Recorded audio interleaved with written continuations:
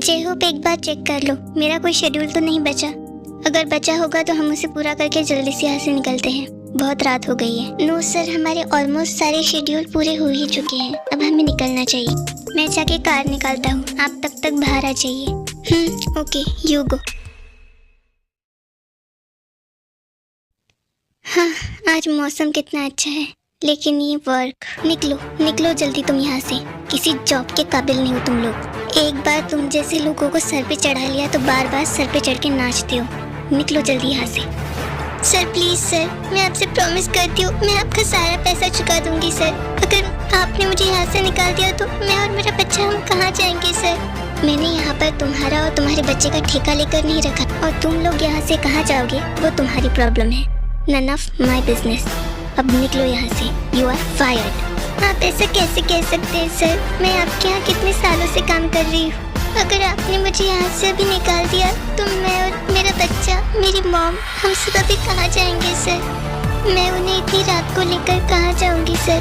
Please sir, मुझे बस थोड़ा सा टाइम दे दीजिए, मैं आपके सारे पैसे चुका दूँगी।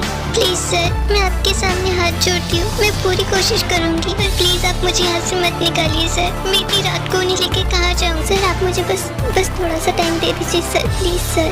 तुम जैसे लोगों को एक बार कहा समझ में नहीं आता ना। वैसे मेरी मानो तो तुम्हारे लिए एक फ्री एडवाइस है मेरे पास। तुम वैसे दिखती भी काफी यंग हो और कोई कहेगा भी नहीं कि तुम एक बच्ची की माँ हो। तो मेरी मानो तो तुम यहाँ पे अपना टाइम वेस्ट करने से अच्छा किसी कोठी या बार में चली जाओ। अच्छी खासी इनकम हो जाएगी वहाँ तुम्हारी। वैसे भी मार्केट में आजकल यंग और ब्यूटीफुल लड़कियों की बहुत डिमांड चल रही है। यकीन मानो, अच्छी खासी इनकम के साथ साथ तुम भी वहाँ पे काफी मजे करोगी, ऐश करोगी वहाँ। माना कि मुझे इस वक्त पैसों की बहुत ज़रूरत है, पर मैं इतनी भी बिकाऊ नहीं हूँ सर कि चंद पैसों के लिए अपनी इज्जत बेच दूँ। पर आप पर मैंने कितना भरोसा किया था सर। सोचा था कि कोई ना सही तो कम से कम आप मेरी प्रॉब्लम को समझेंगे, पर आपने तो मेरी इज्जत का इतना घटिया मजाक बना के रख दिया कि मुझे तो कहने में भी शर्म आ रही है। मैंने आपको क्या सोचा था सर, और आप क्या निकले। हाँ, तो तुम्हें क्या लगता है कि तुम्हारी जैसी लड़की की वैसे भी मार्केट में कोई इज्जत है? तुम्हारी जैसी तो 150 लड़कियां लोगों के बेड पे पड़ी रहती है। तुम्हारी क्या इज्जत रहेगी? फालतू मेरा इतना टाइम वेस्ट कर दिया। निकलो यहाँ से। शायद यहाँ पे कुछ लोगों को ठंड की वजह से कुछ ज्यादा ही अकड़ चढ़ रही है, पर सर चढ़ी ठंड को निकालना मुझे भी अच्छी तरह से आता है। क्या मैं पूछ सकता हूँ यहाँ पर ये सब हो क्या रहा है? अरे कुछ नहीं साहब, ये लड़की बहुत कामचोर थी, इसलिए मैंने इसे नौकरी से निकाल दिया। किससे पूछकर तुमने उसे नौकरी से निकालने की हिम्मत की? जी, आपका क्या मतलब? जितनी मासूम शक्ल है उतने भोले भाले और सीधे साधे तो हो नहीं तुम। कोई बात नहीं मेरे सीधे साधे इंसान, मैं तुम्हें मतलब समझा देता हूँ। जितनी भोली भाली और ईमानदारी की शक्ल लेके मेरे सामने खड़े हो, उतनी ही ईमानदारी लेकर कल तुम उसके घर जाओगे और अपनी इस भोली भाली शक्ल के साथ उससे माफ़ी मांगोगे। समझ में आया? Very good. और एक बात, कल उससे माफ़ी मांगने के बाद अपने लिए नई जॉब भी ढूंढ लेना। जी। क्या? पर सर, मैं इतनी जल्दी अपने लिए कहाँ से इतनी जल्दी जॉब ढूंढूंगा सर? प्लीज़, वो तुम्हारी प्रॉब्लम है, नन ऑफ माई बिजनेस। अब ये पता नहीं कहाँ चली गई, इसे भी जाकर ढूंढना होगा। ओह, तो ये यहाँ पर है।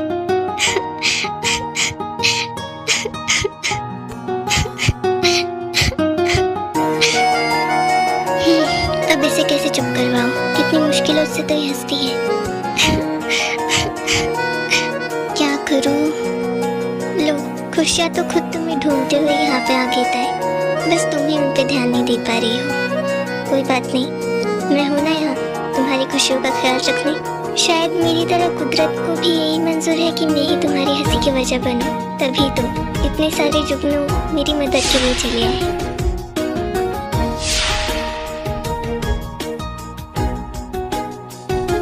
कहीं इसे काट ना ले। सुनो, इसे तो रोने से ही फुर्सत नहीं होगी, मुझे ही हटाना होगा।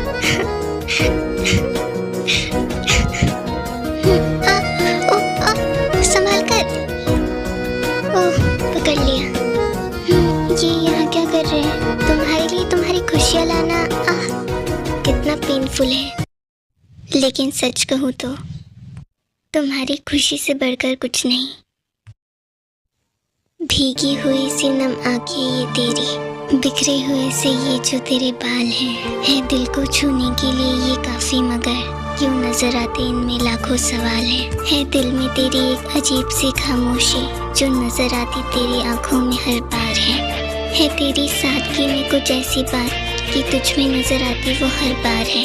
ऐ अजनबी तो कब बन गया मेरे लिए इतना खास कि तेरे दर्द से जुड़ी लगती मेरे दिल की हर तार है। तुझ में कोई तो बात है जो तू बन गई मेरे लिए यूं खास है। अपना हाथ सामने करो।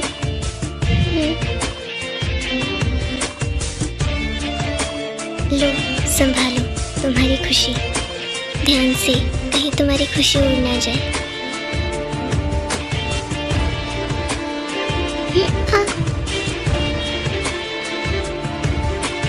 तुम्हारी खुशियाँ भी तुम्हारी ही तरह है, जो खुद की रोशनी से दूसरों की जिंदगी में उजाला रखने में ज़्यादा इंटरेस्टेड है। एक बार अपनी आंखों से हाथ हटाकर इन खुशियों को तो देख लो, कैसे ये भी तुम्हारी तरह अंधेरे में भी उजाले की रोशनी दिखा रही है। उसे देखो।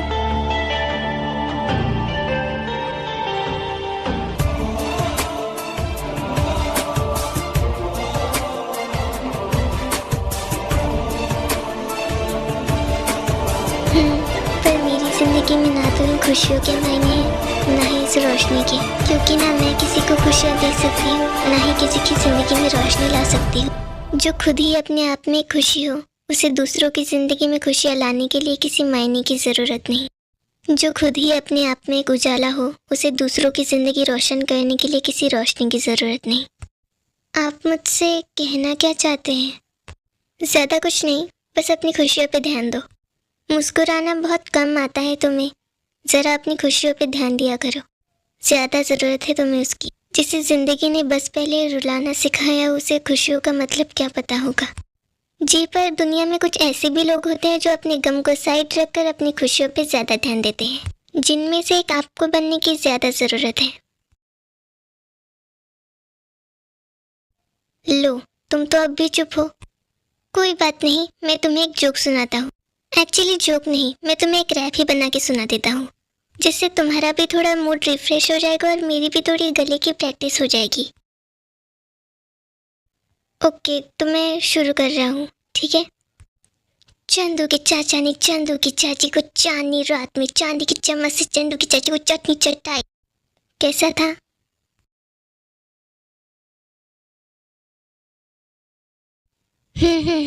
मैं समझ सकता हूँ, शायद बहुत ही बकवास था, है ना?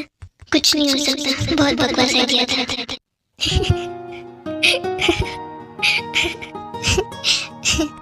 भला ये कैसी रैप थी? ये रैप कमर बच्चों को सुनाने वाली पोयम ज्यादा लग रही थी। चलो कोई बात नहीं, मेरी इस पोयम से ही सही, पर तुम्हारे चेहरे पे एटलीस्ट हंसी तो आई। लो, फिर से हंसी गायब। अब मुझे एक बात बताओ, वहाँ पे वो तुमसे क्या कह रहा था? क्या हुआ? मैंने उनका किराया बहुत दिनों से, या यूँ कह लीजिए बहुत महीनों से नहीं भरा था, इसीलिए उन्होंने मुझे जॉब से निकाल दिया। और अब मैं वहाँ रह भी नहीं सकती, क्योंकि वो घर भी उन्हीं का था जहाँ पे मैं और मेरी मॉम और मेरा बेटा रहता था। लेकिन अब मैं वहाँ भी नहीं रह सकती। फाइन, बस इतनी सी बात है ना? ओके, तुम मेरे घर में मेरे साथ रहोगी और आज ही तुम मेरे साथ चलोगी भी। क्या? पर मैं आपके घर कैसे आ सकती हूँ? कैसे मतलब क्या? तुम्हारी जॉब है, तुम वहाँ मेरे यहाँ पे जॉब करोगी और मैं तुम्हें सैलरी दूंगा और तुम वहाँ पे रह भी सकती हो अपनी मॉम और अपने बेटे के साथ। चाहो तो आज ही तुम वहाँ पे शिफ्ट भी हो सकती हो। मैं तुम्हारा लगेज और सारा सामान लाने के लिए गाड़ी भेज दूंगा। देखिए, आप मेरी बात नहीं समझ रहे। मैं ऐसे ही आपके घर में सामान रेडी रखो, मैं अपना ड्राइवर भेज रहा हूँ। और हाँ, लेट बिल्कुल भी मत करना। हाँ, इतनी जल्दी? देखो, तुम्हारे पास ज़्यादा टाइम नहीं है, क्योंकि मैं भी अभी घर के लिए निकल ही रहा हूँ। तो जल्दी से अपने मॉम को कॉल करके बता दो, ताकि वो वहाँ पे एटलीस्ट पैकिंग तो स्टार्ट करे। नहीं तो तुम यहाँ पे खड़े खड़े बस टाइम ही वेस्ट कर रही हो। जल्दी से जाओ और कॉल करो।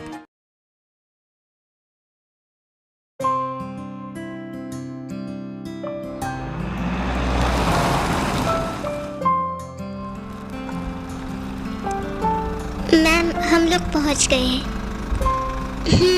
जी। ताई क्या हम यहाँ रहने वाले हैं? जी मॉम, शायद हम यही रहने वाले हैं। फिर वो लोग गाड़ी से बाहर आते हैं। ताई क्या तुम्हें पूरा यकीन है हम यही रहने वाले हैं? हाँ शायद, पर मुझे भी ठीक से कुछ पता नहीं। ओह आप लोग आ गए, मैं कब से आप ही का वेट कर रहा था। Please welcome. आप क्या यहाँ बस हमारा वेलकम करने आए हैं? हाँ क्यों, तुम्हें कोई प्रॉब्लम है? हाँ वो, अरे नहीं नहीं बेटा, हमें कोई प्रॉब्लम नहीं है, बल्कि हम तो आपके बहुत एहसानमंद हैं कि आपने अपने घर में हमें रहने की जगह दी। वरना इस खुदगर्जी से भरी दुनिया में लोग तो अपनों को नहीं पहचानते, पर आप तो गैर होकर भी हमारी इतनी मदद कर रहे हैं। सच में आपका बहुत बहुत शुक्रिया हमारी इतनी मदद करने के लिए। आपको मुझे थैंक यू बोलने की कोई ज़रूरत नहीं, मैंने जो भी किया इंसानियत के नाते किया। आइए अंदर चलते हैं, प्लीज़ कम। फिर वो लोग घर के अंदर आते हैं। माँ वी कहाँ है? आपने तो कहा था कि वी पहली कार से यहाँ पे पहुँच गया है, पर यहाँ पर तो वी है ही नहीं। हाँ वो वी हॉस्टल में है। क्या वी हॉस्टल में? पर वीवा हॉस्टल में क्यों? हमारे साथ यहाँ पर क्यों नहीं आया? आपने तो कहा था कि वी भी हमारे साथ यहाँ रह सकता है ना, तो अब क्यों आपने वी को वहाँ हॉस्टल में भेज दिया? वी के अच्छे फ्यूचर के लिए, क्योंकि मैंने वी का स्कूल चेक किया था, वहाँ पे उसे अच्छी एजुकेशन और स्टडी नहीं मिल पाती, और वी की अच्छी एजुकेशन के लिए ज़रूरी था कि उसे अच्छी स्टडी मिले, इसलिए मैंने वी का एडमिशन यहाँ की सबसे बेस्ट हॉस्टल में करवाया है। और चिंता मत करो, उसे वहाँ पे अच्छी एजुकेशन के साथ साथ उसकी ज़रूरतों की सारी चीज़ें भी मिलेंगी। देखो अब मुझसे ये मत कहना कि मुझसे बिना पूछे आपने मेरे बच्चे का एडमिशन वहाँ पे क्यों करवाया। बच्चा है वो, मुझे भी पता है कि बच्चों को कब किस चीज़ की ज़रूरत होती है। एंड डोंट वरी, उसे वहाँ पे उसकी ज़रूरतों की सारी चीज़ें मिलेंगी जिसकी उसे ज़रूरत है। ठीक है। और उस हॉस्टल की फ़ीस क्या है? उसकी चिंता तुम्हें करने की कोई ज़रूरत नहीं है, उसकी 1 साल की पूरी फ़ीस मैंने भर दी है। और रही बात उसकी आगे की स्टडी की, तो उसका सारा खर्चा मैं उठाऊंगा। डोंट वरी, तुम्हें उसकी टेंशन लेने की कोई ज़रूरत नहीं। आपको मुझ पर इतने एहसान करने की कोई ज़रूरत नहीं है, मैं अपने बच्चे की जिम्मेदारी खुद उठा सकती हूँ। उसकी पढ़ाई का जो भी खर्चा आएगा आप मेरी सैलरी से काट लीजिएगा। अब वो करना तो इम्पॉसिबल है, क्योंकि मैंने एक बार कह दिया तो कह दिया। उसके हॉस्टल की सारी फीस तो मैं ही भरूंगा। और अगर उसकी पढ़ाई के लिए तुम्हें मुझसे पैसे लेने में कोई प्रॉब्लम है तो तुम एक काम करो, तुम बस यहाँ अपने काम पे फोकस करो और मुझे मेरे सारे पैसे मिल जाएंगे जो मैंने वी पे खर्च किए। हाँ वो सब तो ठीक है, लेकिन मेरा काम क्या होगा? ज़्यादा डिफ़िकल्ट नहीं है, बस यूँ समझ लो कि मेरी पर्सनल असिस्टेंट जैसी कोई जॉब है। जैसे कि मैं जहाँ भी जाऊँ मेरे साथ चलना और मेरे काम में तुम्हारी एडवाइस देना, बस इतना सही है तुम्हारा काम, ज़्यादा डिफ़िकल्ट नहीं है। हाँ पर ये कैसा काम हुआ? मेरा मतलब है कि मुझे लगा आप घर का कोई काम मुझे देंगे। नहीं, मेरे घर के काम करने के लिए मेरे पास ऑलरेडी बहुत सारे सर्वेंट्स हैं। बस मेरे पर्सनल काम करने के लिए मुझे कोई एडवाइज़र चाहिए था, जो कि अब तुम हो।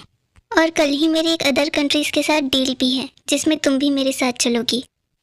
हम कल सुबह यहाँ से निकलेंगे, so be ready and don't be late.